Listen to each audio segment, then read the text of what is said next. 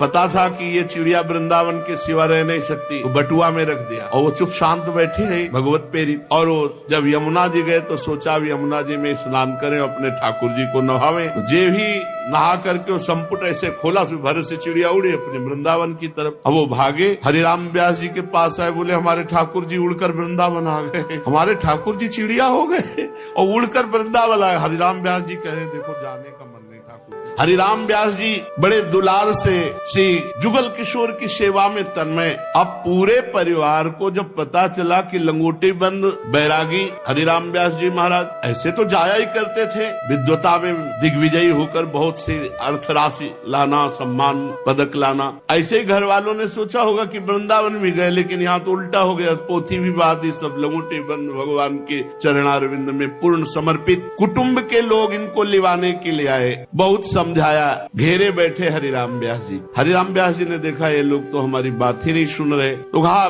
देखो हमारा स्नान का समय, हम यमुना जी स्नान करके आ रहे हैं और ये लोग पीछा छोड़ने वाले नहीं। मन में सोचा थे इसी बहाने यमुना किनारे पहुंचेंगे, एकांत होकर जाएंगे, पर वो पीछे पीछे यमुना जी के तट पर गए, बोले नहा लीजिए। हरिराम व्यास जी ने सोचा ये भी चाल हमारी नहीं चली। हरिराम व्यास जी ने कहा आप चाहे हमारे प्राण चले जाएं, पर हम वृंदावन से अब नहीं जा सकते। अपने पुत्रों से, अपनी पत्नी से और जो भी प्रेमी जन आए हुए थे, ये समझाते समझाते दोपहर हो गई। तब ध्यान आया कि श्री जी की तो राजभोग आरती हो गई। धिक्कार है, ये कैसे लोग हैं, हमारी दिनचर्या छूट गई। श्री जी की राजभोग की आरती करके राजभोग का प्रसाद मिलता था। भागे भागे वहाँ से आए और पश्चाताप करते इन संसारियों के पीछे मैं श्री जी की आरती से वंचित रह गया, प्रसाद से वंचित रह गया। इतने में देखा कि वृंदावन रजोप सेवी मेहतरानी बहुत पूज्य है, आप इनको ऐसे मत समझना।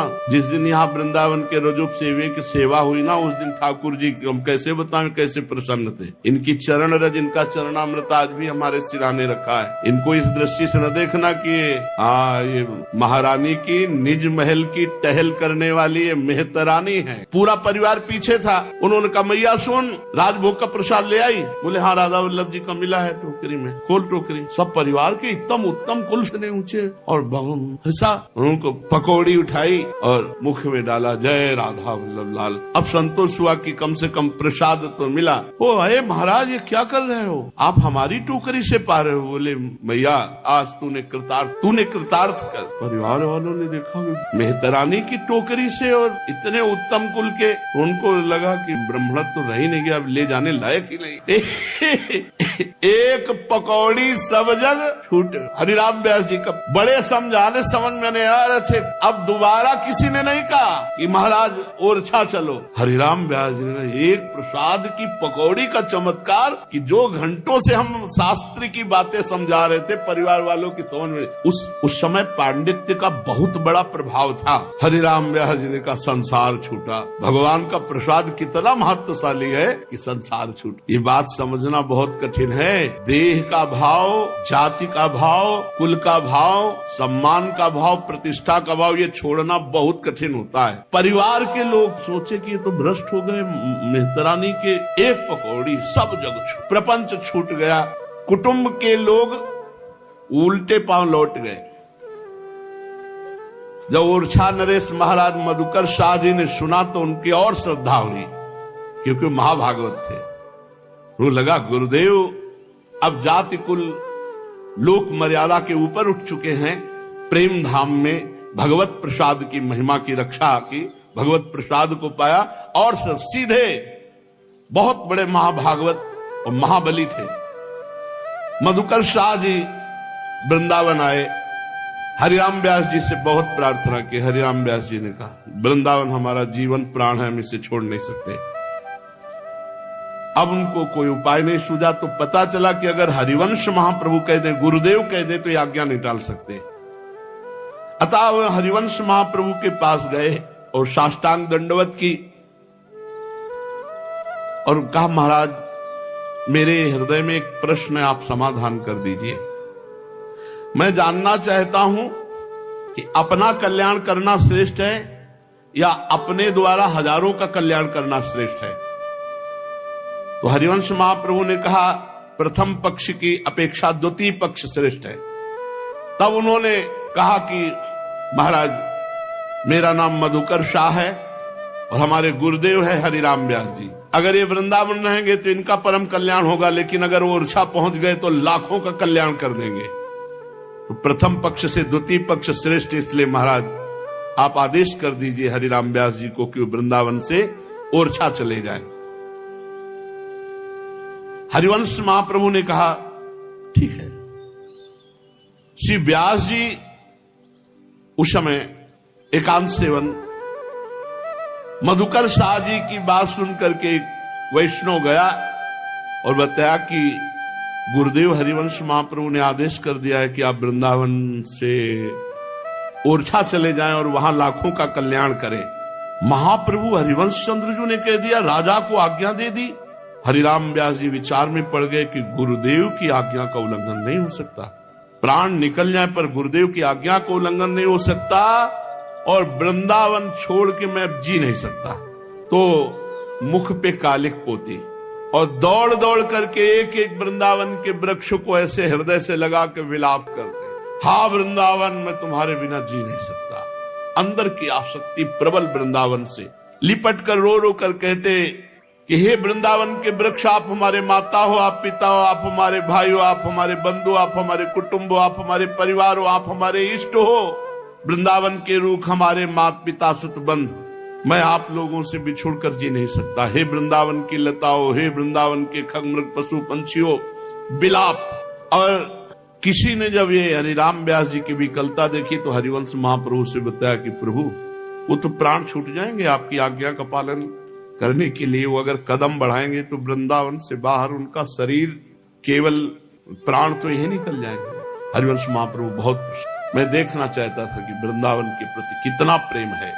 मधुकर शाह जी हरिराम व्यास जी को बताने गए कि हरिवंश महाप्रभु ने आदेश कर, लेकिन जे ही देखा ये विरह, मुंह में कालिक पोते और वृंदावन साष्टांग दंडवत की ओर कहा, प्रभु गुरुदेव आप प्रसन्न रहिए, मैं कभी भूल ऐसी नहीं करूंगा, कभी नहीं कहूंगा कि आप वृंदावन। और तुरंत वापस हो गए। इस हरिवंश महाप्रभु के समीप जब आए, महाप्रभु ने कहा कालिक क्यों पोत ली? वृंदावन के प्रति इतनी प्रीता है पर कालिक क्यों पोती? तो उनका प्रभु संसार का त्याग करके जब कोई धाम आता है तो उसका मुख उज्जवल होता है, और धाम का त्याग कर जब संसार में जाएंगे तो कालिक पोतनी ही पड़ेगी। प्रभु ये मुख दिखाने लायक नहीं अगर धाम छोड़कर हम संसार में जाए। हरिराम व्यास जी हरिवंश महाप्रभु के प्राणों से भी अधिक थे निष्ठा। देखो यहां दिखाया कि गुरु भी आदेश कर दे तो विकल होकर के उनके आदेश का परिवर्तन करवाना चाहिए। हरिवंश महाप्रभु बहुत प्रसन्न हुए। वृंदावन की विरहाग्नि उनके हृदय में जो जगी, जो एक मुख में कालिक पोत कर चेष्टा। श्री ओरछा नरेश जब गए तब जाकर के महिमा गाई हरिराम व्यास जी। तब उनके परिवार को लगा अच्छा इस कोटि के महापुरुष। तो पूरा परिवार वृंदावन आया। हरिराम व्यास जी से प्रार्थना की कि अब हम एक साथ रहकर जुगल किशोर की सेवा करेंगे। हरिराम व्यास जी ने मना कर दिया। फिर वो सब हरिवंश महाप्रभु के पास गए, प्रार्थना की कि हम सब कुछ छोड़कर पूरा परिवार वैराग्यवान होकर इन्हीं के साथ रहकर ठाकुर सेवा करेंगे, संत सेवा करेंगे। महाप्रभु ने आज्ञा कर दी। संत और भगवंत सेवा की भावना और गुरुदेव की आज्ञा, तो तत्काल अपने परिवार को हरिराम व्यास जी ने स्वीकार कर लिया।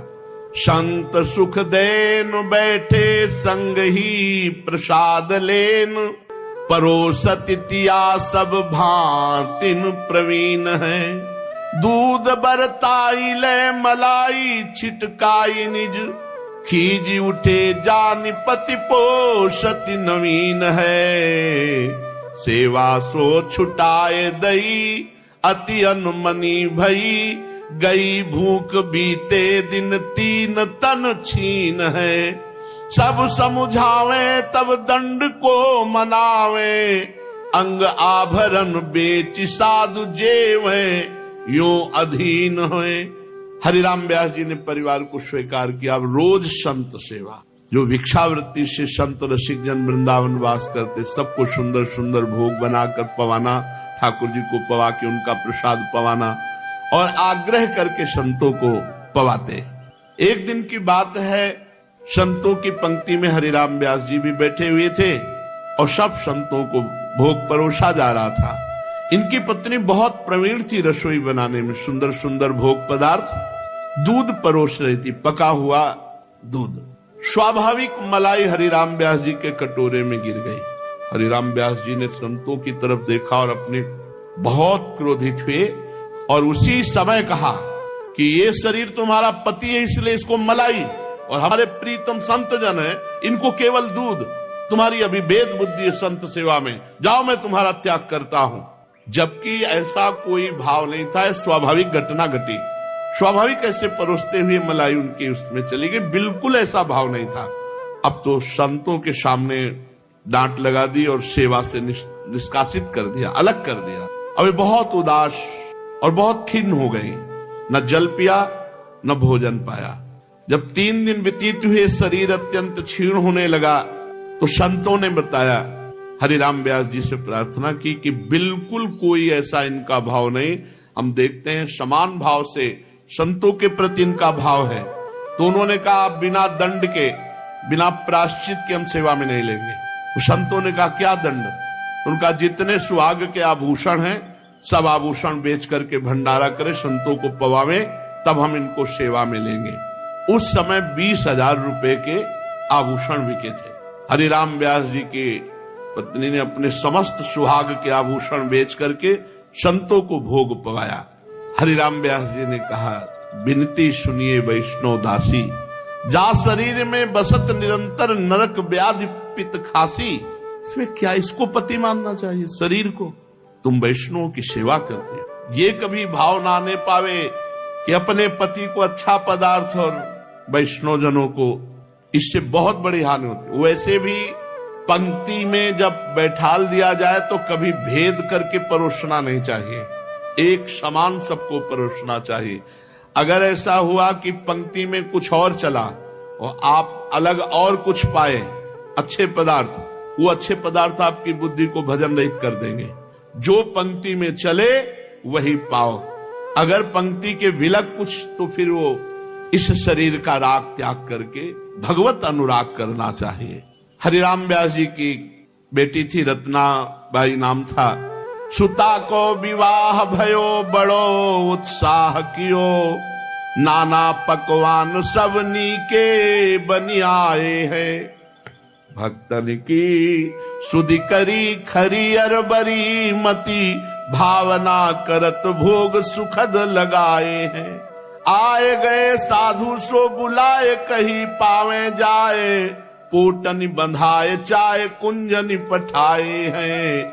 बंसी पहिराई दुज भक्ति ले दृढ़ाई, संत संपुट में चिरैया दे हित सो बसाए हैं।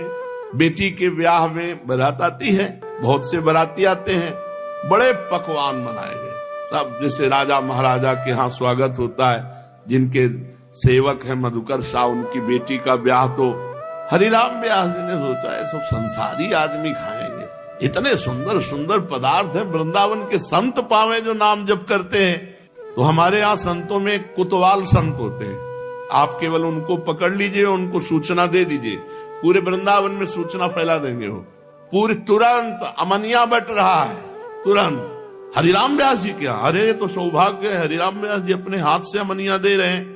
वैष्णव जनों की भीड़ लग गई, खूब बांध बांध के बड़े बड़े पोटरे, और सब ले जा। देखो ये नहीं कि मेरी बेटी का ब्याह है, बारात में लोग आए हैं तो बेइज्जती हो जाएगी अगर, तो ये समझो जब संतों को दिया जाता है तो उससे डबल वहां तत्काल उपस्थित होता है। सुदामा कुटी के महाराज जी कह रहे थे, संत सेवा का फल बाद में जो मिलेगा वो बात अलग है, तत्काल प्रभाव आपको दिखाई दे, तत्काल, सच्ची मानना तत्काल। हम इस बात की परीक्षा की, तत्काल उसका प्रभाव दिखाई देगा आपके हृदय में बाहर।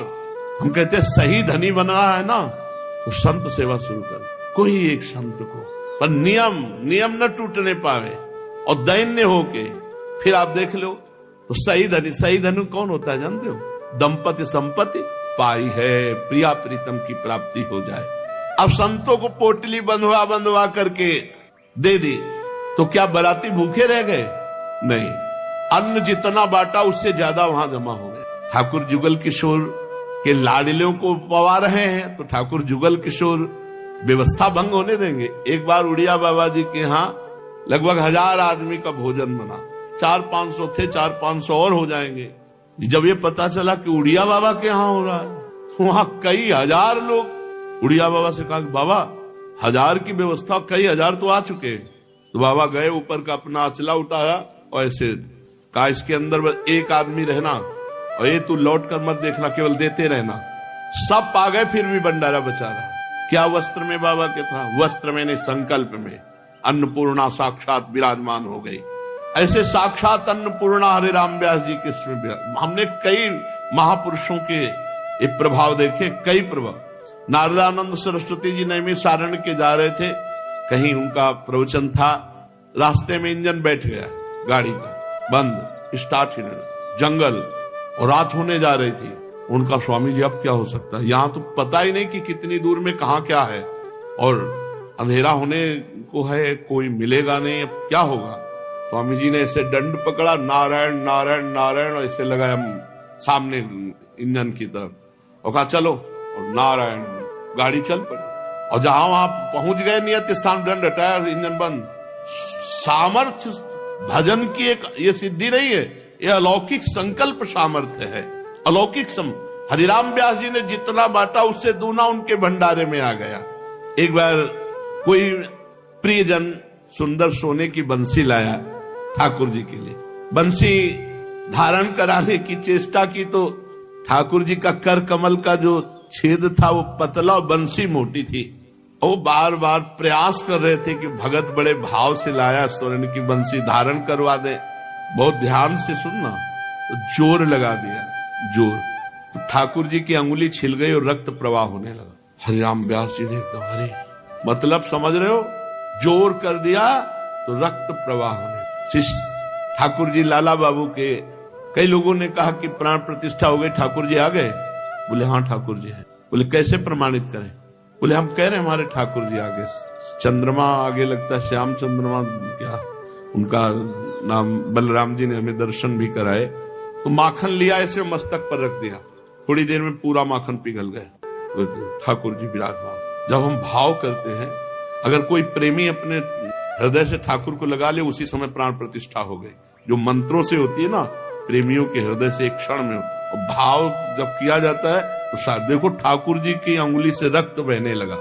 हरिराम व्यास जी बहुत रुदन करने लगे, तत्काल बंसी अलग रख दी, फिर ठाकुर जी के कर कमल में पट्टी बांधी और बड़ा पश्चाताप किया कि ऐसा भाव विभोर हो करके प्रभु के चरणों में, प्रभु मेरे से गलती हो गई। इतने में देखा कि बंसी कर कमल में धारण किए। कहा अरे प्रभु, बार बार हृदय से लगाया, लाड़ीले क्यों इतना परेशान करते? आपको धारणा ही करनी थी तो फिर रक्त प्रवाह क्यों अंगुली से दिखाया? अपने आप भाव था ना कि धारण करा दे, तो जोर लगाया। ठाकुर जी साक्षात है। एक दिन पाग बांध रहे थे, बड़ा प्रयास किया, पाग सरक जाती, उब गए, रखी एकांत में जाके बैठ। लौट के आए तो अच्छी सी पाग बंधी। उनका हाँ, जब इतनी अच्छी बांध लेते हो तो फिर हमसे क्यों बंधवाते हो? ठाकुर जी बड़ी लीला करते। ओरछा निवासी एक ब्राह्मण सिपाही उसी हरिराम व्यास जी की कथा सुनी तो उनके मन में दर्शन की इच्छा हुई, वृंदावन आया। व्यास जी ने उसे प्रसाद पाने को कहा तो कर्मकांडी ब्राह्मण था, उसको याद आ गया कि ओरछा में हमने सुना था मेहतरानी के हाथ से इन्होंने पकौड़ी पाई थी। तो कहा नहीं नहीं, हम अपने हाथ से बना के खाएंगे। श्री व्यास जी ने सीधा लोगे, सीधा कहते हैं भोजन सामग्री, हाँ सब दिया, बढ़िया भोजन बनाया। का घी देसी लाते हैं, जूता में भर के घी ले गए, जूता में घी भर के ले गए, चौके में जाके रख। वो सिपाही भी था, ब्राह्मणत्व से युक्त था, आग बबूला हो गया। हमने तो सुना था आप बड़े विद्वान हो, ये जूता में भर करके। तो उन्होंने कहा पहले जो जल भरा जाता था वो ऐसे आते थे, जो ऊपर से चमड़ा लगा होता है, उसमें जल सुरक्षित ठंडा रहता था। तो उनका ये जो डोल रखे हो इसमें भी चमड़ा है, और जो तुम्हारे शरीर में वो भी चमड़ा ही है, तुम उनको शुद्ध मानते हो? ये मलाशय है, ये मूत्राशय है, ऊपर से चमड़ा केवल ढका हुआ है। और ये जानते हो ब्रजवासियों की चरण रज पड़ी हुई, ब्रजवासियों के चरण का जूता है, अगर इसकी घी की चुपरी खा लोगे तो तुम्हारी बुद्धि शुद्ध हो जाएगी। कर्मकांड का अभिमान लिए हो, इसमें जानते हो ब्रजवासियों की, संतों की चरण रज से युक्त ये ब्रज का जूता है। एक बार एक महापुरुष अपने परिकर के साथ बैठे थे, तो एक ब्रजवासिनी बच्चा साथ लिए थी और इधर छाछ लिए थी, तो ऊपर पादुका, उसके ऊपर रोटी, तो सब हंसने लगे। तो ऐसे देखा हंसे, उन्होंने कहा कि जूता चप्पल के ऊपर रोटी कैसे ब्रजवासी जन, तुझे साधारण चप्पल जूता नजर आते हैं? कई वर्ष से ब्रजरज में घस रहे हैं, ब्रजरज लगी हुई है, तुम्हें ऐसे समझ में? ये महत्ता कौन समझेगा? श्री ब्रजरज और संत रज, भक्त रज इसमें मिली हुई है। अरे आंखें खोल कर्मकांडी जाति अभिमानी।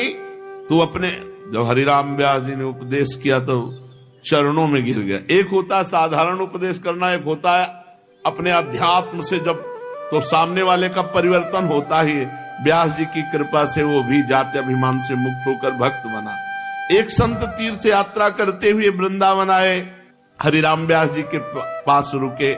वो बहुत सुंदर कीर्तन और पद गायन करते थे। हरिराम व्यास जी को बड़ा सुख मिलने लगा, खूब खवाते पिलाते आराम से। और जब वो संध्या काल में बैठते, संत भगवान जो आगंतुक थे, इतना सुंदर शैली पद गाने की, नाम कीर्तन की, कि हरिराम व्यास जी झूम उठते। रोज वो संत अब आज्ञा मांगते कि अच्छा आज जाने दो, आज रुक जाओ, आज हमारे ठाकुर जी का ये उत्सव, आज ये उत्सव। बहाने से रोज रोकते, क्योंकि वो घंटों पद सुनाते श्री जी के और नाम कीर्तन करते। आज अच्छा बस अमावस्या कल है, अमावस्या कल में फिर आप चले, बस अब तो अमुक तिथि है, अमुक आज तो जुगल किशोर का ये उत्सव। ऐसे करते हुए वर्ष व्यतीत हो गया, साल। संत जी ने कहा आप तुम्हारी बात नहीं मानेंगे, अब हम जाएंगे। बड़ा दुख हुआ हरिराम व्यास जी को। रोज पद सुनाते, रोज नाम कीर्तन सुनाते। अब संत जी ने निश्चय कर लिया हमारे ठाकुर जी दे दो। तो जुगल किशोर जहां विराजमान थे, वहीं शालिग्राम विराजमान उनके ठाकुर जी। व्यास जी के संत और आवे, हमारे पास रुके, पद सुनावे। इस लोभ से कहा अच्छा ठाकुर जी को नहला धुलाकर भोग लगाकर फिर आपको देते हैं। पर्दा कर दिया। श्री हरिराम व्यास जी जो सेवा कुंज के बगल में कुंज है, वहां गए तो एक चिड़िया को, वहां बहुत सी दाना पड़ता, चिड़िया आती, वृंदावन के बड़े प्यारे पक्षी, और पता था कि ये चिड़िया वृंदावन के सिवा रह नहीं सकती, तो बटुआ में रख दिया और वो चुप शांत बैठी रही, भगवत प्रेरित। कहा आपके ठाकुर जी हैं। हरिराम व्यास जी से राधे राधे हुई, और वो जब यमुना जी गए तो सोचा भी यमुना जी में स्नान करें, अपने ठाकुर जी को नहावें। तो जे भी नहा करके वो संपुट ऐसे खोला, फिर भर से चिड़िया उड़ी अपने वृंदावन की तरफ। अब वो भागे, हरिराम व्यास जी के पास आए, बोले हमारे ठाकुर जी उड़कर वृंदावन आ गए, हमारे ठाकुर जी चिड़िया हो गए और उड़कर वृंदावन आए। हरिराम व्यास जी कह रहे देखो जाने का मन नहीं ठाकुर जी का, वो देखो जुगल किशोर के पास विराजमान हो गए। हमने यही सोचा कि कैसे आ गए, तो आके देखो शालिग्राम के रूप में। उन्होंने देखा, हाँ बोले यही तो हमारे ठाकुर, बोले यही तो है। उनकी इच्छा नहीं कि तुम वृंदावन से जाओ, चिड़िया बनकर के तुम्हारे पास से उड़ करके देखो हमारे पास आ गए। तो उनको लगा पक्की बात है। तो हरिराम व्यास जी के पास इतने संत प्रेमी, खूब नाम कीर्तन, खूब पद कीर्तन। एक बार शरद पूर्णिमा की रात्रि में प्रिया प्रीतम का रास हो रहा था, महान आनंद का प्रवाह उमड़ा। नृत्य के प्रसंग में प्रिया जो सुधंग गति नृत्य, सुधंग नाचत नवल किशोरी, थे कहत चहत प्रीतम दिशि बदन चंद्र मनु त्रसित चकोरी, तान बंधान मान में नागरी। स्वामी जो ताथे ऐसा सुधंग नृत्य मानो बिजली सी एकदम। हम आपको सच्ची बताएं, जिस समय मयूर मुकुट और चंद्रिका धारण करते हैं, उस समय भगवान का आवेश होता, साक्षात भगवान पधारते हैं। ये बड़े बड़े सिद्ध महापुरुषों की बातें हैं। तो बिजली से चमक गए प्रियाजू, और प्रियाजू के श्री चरणों का नूपुर टूट गया और बिखर गया। हरिराम व्यास जी ने तत्काल नूपुर बिने और अपना यज्ञोपवीत तोड़ दिया। साधारण बात है, महामहिमा में यज्ञोपवीत, और उसे तोड़ करके नूपुर में गुह करके श्री चरणों में बांध दिया जी। और इतनी शीघ्रता की कि नृत्य के उसमें कोई बाधा भी नहीं पड़ी। इस सब के मन को भाया। उस भरी सभा में हरिराम व्यास जी ने कहा जन्म भर ढोया था यज्ञोपवीत, आज काम आ गया, आज काम आ गया। श्री प्रियाजू की सेवा में आ गया। हरिराम व्यास जी भक्तों को इष्ट मानते, भक्त ही इनके परम इष्ट थे।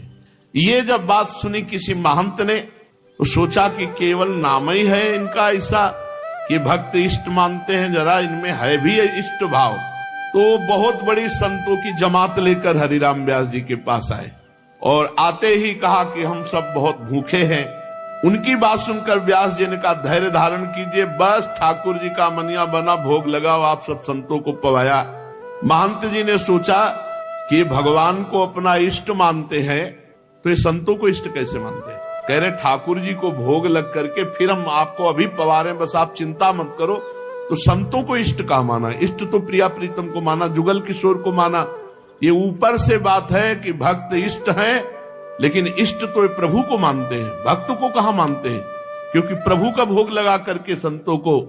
महंत जी ने जब भगवान के भोग की बात सुनी तो उन्होंने कहा नाभाजी ने जो कहा है कि हरिराम व्यास जी के इष्ट भक्त हैं, मुझे अब संशय है। उन्होंने मन में श्री व्यास जी के भाव पर शंका की, इतने में भगवत प्रसाद आ गया। श्री व्यास जी ने बड़े भावपूर्वक कहा आप सब संत विराजिए और भगवत प्रसाद पाइए। महंत जी 2-4 ग्रास प्रसाद पाकर उठ गए, बहुत पेट में मानो पीड़ा हो गई हो। तब व्यास जी ने उनकी पत्तल समेट ली और बोले अहो संत कितने कृपाल होते हैं, कितना प्रसादी छोड़ा कि आज आनंद आ जाएगा। और कहा कि लाओ अमनिया, और अमनिया मंगाकर कहा महाराज पाइए। महंत जी के होश उड़ गए तो उनका हाँ महाराज, ठाकुर जुगल किशोर जी ने बता दिया है कि आप यही परीक्षा लेने आए हो ना कि भक्त के इष्ट भाव में ये हरिराम व्यास जी रहते हैं या प्रभु के इष्ट भाव में रहते हैं। तो भक्तों को सदैव भगवान का प्रसाद प्रिय होता है, इस भाव से उनको भोग लगाते नहीं, हमारे इष्ट भक्त ही हैं, आप अमनिया पाइए।